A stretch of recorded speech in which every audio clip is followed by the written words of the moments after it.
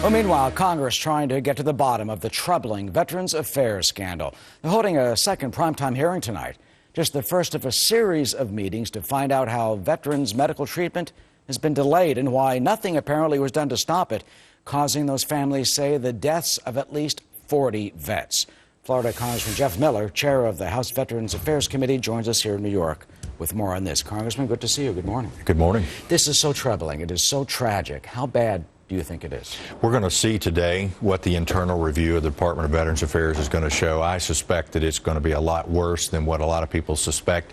We're focused on Phoenix, but as we said, it has been systemic. I would suspect that we're talking about numbers that are probably over 100,000 that are on the waiting list. So if there are 100,000 on the waiting list and you have, let's say, 40 deaths so far, could the number of potential deaths, could that reach the hundreds? Well, and remember, we have always said that 40 people died while they were on the waiting list. We already know that there have been 23 deaths that have occurred because of delays in care at Augusta, at Columbia, South Carolina, in Pittsburgh, Pennsylvania, in other parts of the country. So we know it's systemic.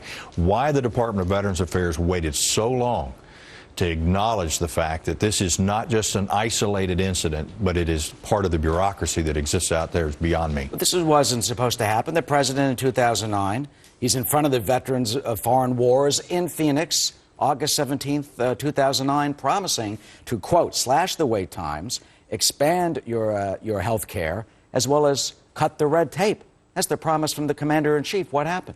Obviously, he wasn't paying attention, and Secretary Shinseki, I believe, was kept in the dark to a greater extent. We do know that the knowledge of what was going on actually has gone high up in the central office, and we're trying to piece together the parts. We know that the chief of staff actually knew that there was manipulation of wait times in places like Cheyenne, and unfortunately, we now have this crisis that has erupted out there where, thank goodness, the media is paying attention to what we have been trying to uncover and show for a number of years.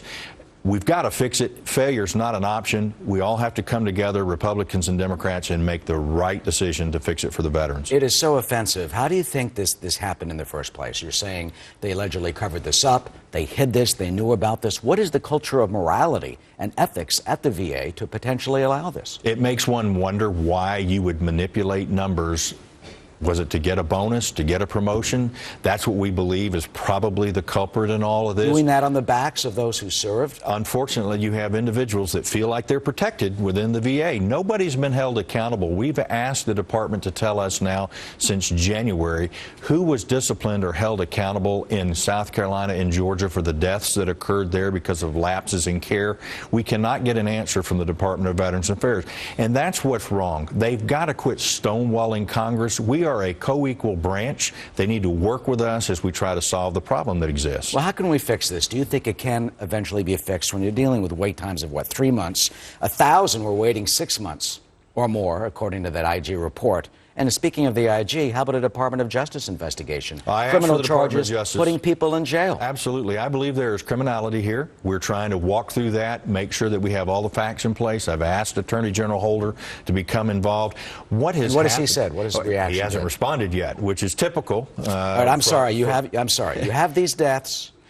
You're a congressional committee. You asked the Attorney General of the United States about this, and he hasn't responded? Has not responded. You would think that the White House would understand that this is not the appropriate way to take care of the veterans in this country, that all of America is paying attention to what's going on, and there's a spotlight focused on the Department of Veterans Affairs, unlike any that's ever been before. And regardless of whether the Bo Bergdahl story has pushed it off the front page, we are not going to quit, especially in the House of Representatives, in focusing on the failures of this department to do their job appropriately. All right, Congressman Jeff Miller, the hearing later on tonight, the first of many more. And I think Americans want you to get to the bottom of this, and I thank you for joining us. We're not going to quit. Thank you. Absolutely. Martha?